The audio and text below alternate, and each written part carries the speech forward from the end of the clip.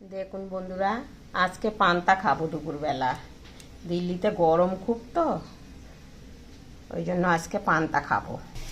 এই আলু সেদ্ধ করে নিয়েছি, আর এই পেঁয়াজ আর লঙ্কা ভাজছি।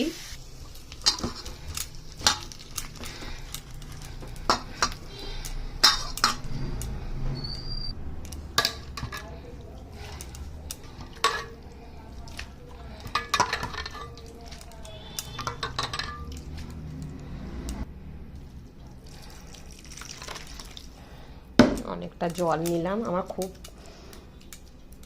পান্তা ভাতের জল খুব ভালো লাগে।